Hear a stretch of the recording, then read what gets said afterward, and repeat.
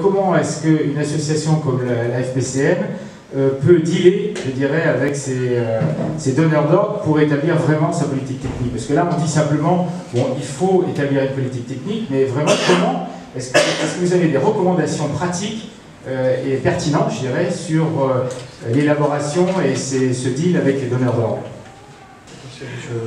Une association, enfin, il me semble qu'une société savante doit pouvoir garder une certaine indépendance. Donc répondre à ces donneurs d'ordre, c'est un peu l'ambiguïté de l'association, c'est que sans financement elle n'existe pas et bien sûr, moi je n'appellerais pas ça des donneurs d'ordre, c'est des adhérents, c'est des membres, c'est des soutiens, c'est pas des donneurs d'ordre, enfin, au sens il y a du terme. Enfin, je veux dire, voilà, donc comment... c'est là où on a, quand on a une stratégie d'association, c'est quels services sont... Enfin, d'abord, quelle est notre mission principale. Et notre mission, c'est quand même d'aide à la société, d'accroissement de la connaissance et autres. Après, il faut bien sûr nager, sans jeu de mots, entre les différents écueils et les différentes difficultés qu'il peut y avoir. Difficulté étant de garder une certaine indépendance de pensée et une certaine éthique. Si on ne fait pas ça, c'est du court terme. C'est-à-dire que si on veut faire du long terme, on est forcément obligé d'avoir cette position qui est un petit peu, parfois provocatrice, mais pas forcément, enfin, je veux dire, qui se projette vers l'avenir. Donc le terme de donneur d'ordre, j'aime pas. Par contre, c'est vrai qu'il y a une véritable ambiguïté entre infini. Bon, après, les financeurs sont pas idiots. Enfin, je veux dire, ils ont aussi conscience qu'il faut lever la tête du guidon et regarder vers l'avant et être des fois un petit peu challengé. Donc je pense qu'on est aussi notre rôle aussi. Bien sûr, il ne faut pas aller trop loin. On a des financeurs privés. Je pense qu'ils apprécient quand même d'avoir une certaine recul et qu'il y a très peu d'endroits où on met ensemble tous les acteurs en fait. Et où les acteurs, enfin, moi je parle du milieu industriel par exemple, vous arrivez à mettre dans une association deux concurrents qui arrivent à se parler, quoi. Donc c'est notre rôle d'association de mettre toutes les parties prenantes et de garder ce rôle un petit peu, la tête froide, quoi, hein, tout en n'hésitant pas à dire ce qu'il faut dire. Est-ce que c'est pas un peu un manque de savoir-faire en lobby?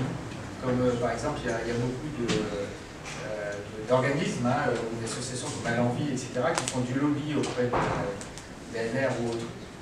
Oui, moi c'est un petit peu ce sur quoi j'allais m'exprimer, sans forcément avoir une réaction, une réponse très géniale à la question que tu posais juste avant, mais ma réflexion là-dessus partait du fait que, au travers de notre groupe thématique risque d'À l'Envie, annuellement, ça n'a pas été cette année, mais annuellement, revenait un sujet marronnier qui était de nous demander les suggestions qu'on voudrait faire remonter pour le plan d'action suivant de l'ANR. Et inlassablement, on a répété, nos prédécesseurs avant nous, qu'on aimerait bien voir une boîte dédiée au risque, etc.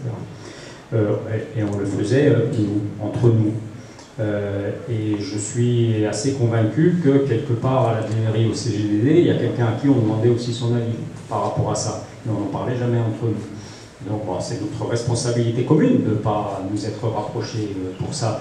Mais moi, voilà, j'imaginais que peut-être en y travaillant ensemble, la FPCN pourrait être un espèce de point focal de ça. Ce que fait À l'Envie, ce qu'on essayait de faire, il ne faut pas se voiler la face non plus, c'est essayer de vendre entre guillemets au plan d'action de l'ANR ce que les établissements d'À l'Envie sont susceptibles de proposer comme recherche. Ce que pourrait faire la FPCN en contrepartie, c'est de questionner plus largement les enjeux et de dire avec un autre regard ce qui serait bien que la recherche propose de faire. Et ça n'empêche pas qu'on puisse mettre ça ensemble et partager finalement un fond commun pour progresser ensemble dans ce sens-là.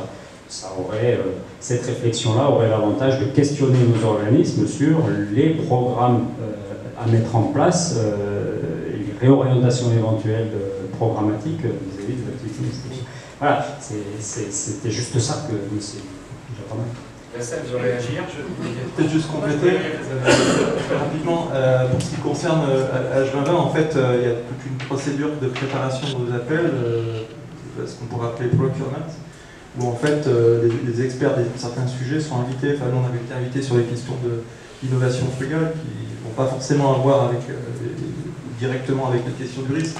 Et donc un certain nombre d'experts sont interrogés sur sur quoi il faudrait mettre des moyens pour la recherche, donc il faut qu'on trouve les portes d'entrée pour pouvoir orienter, mais de manière scientifique, les appels. Parce que c'est vrai qu'une fois que les appels paraissent, très souvent, on se trouve en porte-à-faux.